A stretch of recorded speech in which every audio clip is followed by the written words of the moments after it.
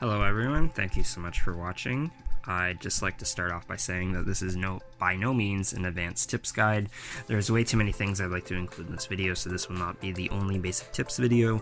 I'm interested in making more videos and contributing to the Mindustry community, so I'd be happy to make more videos in the future, but I'd like to get the basics out of the way first. Unfortunately, as much as I like to make these videos on a computer, mine crapped out on me a while ago, so sorry to those whose eyes are bleeding seeing this on mobile, but it's all I can do. So let's get started. So what is Mindustry PvP anyway? Well, the objective from a first glance is to capture as many hexes as possible, but the reality is that you're going to have the minions, resources, and turrets to actually hold those hexes when your neighbor across the map builds 200 dagger mechs and they come through your base. So first of all, let's talk about the starting. You want to start when the server restarts, not halfway through. When you first join the server, it's likely that it's too far into the wipe to play, so you can type /leaderboard to check the timer remaining. Each server is likely either 90 minutes or 60 minutes long, but this is subject to change depending on what the server owner sets it to. I recommend checking all of the Hex style PvP servers to see which one is restarting the soonest, unless you have a preference. I do, but you may not, and you may just want to get into a game.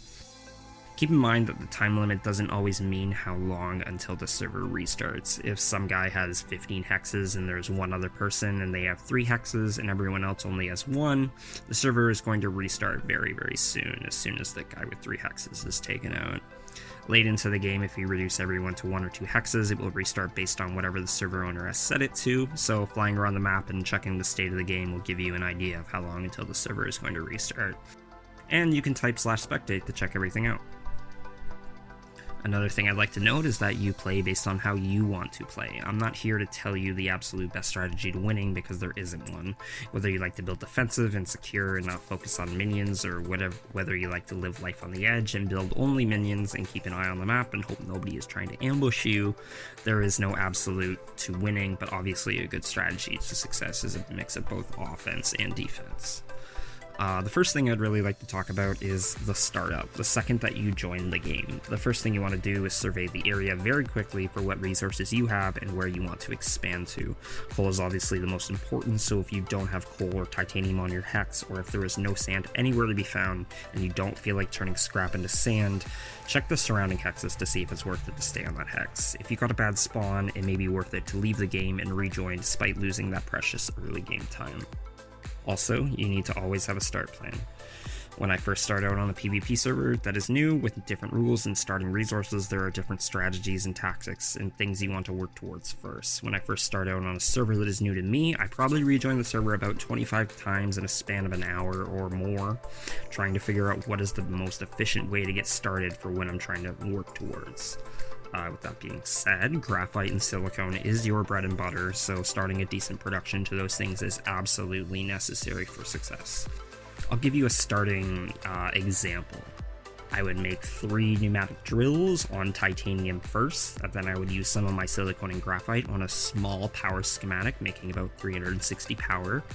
I would see how many Drog miner drones my power supply builds at full power, and still have enough graphite and silicone for 1 laser drill and 1 water extractor that I would use to mine coal efficiently and put through a graphite schematic.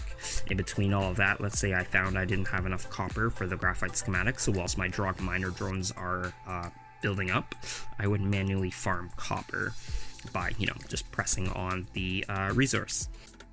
You need to be close enough to your base in order for this to work. Let's say this would allow me enough resources to build 1 more laser drill and 1 more water extractor for my silicone production. I recommend using laser drills on coal only for your silicone, and use a ton of mechanical drills on sand unless you can afford to use the laser drills. This would reduce resources to nearly 0, thus making efficient use of my starting resources, which is the whole idea. Try to use up all of your starting resources to get copper and lead flowing, as well as graphite and silicone production.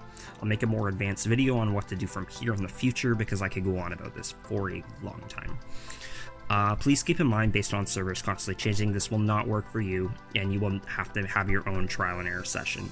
I'm constantly having to adapt my starting path based on the amount of resources I'm allocated, but the goal with joining and leaving is how fast you can start up your graphite and silicone production, whilst also having some titanium flowing and a lot of copper and lead. Keep in mind that after you start your silicone production, you're likely going to have to increase your power before doing anything else, or you're going to have a power failure, which I will get into in another video on how to never have that happen. Speaking of starting tasks, I see way too many people doing this, so it has to be addressed. Don't use mechanical drills or pneumatic drills on anything on copper and lead. Like I had said for my example, I would build a small power supply to power my drog miner drones in combination with the power that my starting base has. They are much more efficient than using drills to farm copper and lead. If you are playing on a low-tech PvP server and can't build drog miner drones, I highly recommend allocating some of your graphite and silicone starting resources into a laser drill to farm copper and lead. Normally speaking, you don't need to make a lead drill for the first 5 to 10 minutes, as your starting base comes with 2 drog miner drones and only a little bit of lead is needed in the very early game. I also highly recommend never using copper conveyors because it's just not necessary or efficient. You will likely end up going and replacing them with titanium conveyors, so it's just best to use titanium conveyors right off the bat, aside from the initial copper conveyor to start your titanium production. You don't need much in the early game, and you can add a laser drill or an air blast drill to increase it 5 times as much in 5 minutes or so. Now, with that being said, use schematics. I have less than basic schematics in the description for all of you to use, but I encourage you to check out the Steam Workshop page to browse the schematics that others have posted, which I have also left in the description. I have found some of the schematics there that I still use today. I will make a separate video on a list of my favorite PvP schematics in the future. So that's everything for now. Thank you all so much for watching. Don't forget to subscribe to stay up to date on any new videos I'm going to post. I have ideas for more basic tips, silicone and graphite efficiency, power consumption efficiency, how to take down your neighbor's turret defenses with your own, why Lancer's overpowered, advanced startup techniques, how to never run out of power, and just so much more. Thank you all for watching and have a wonderful day.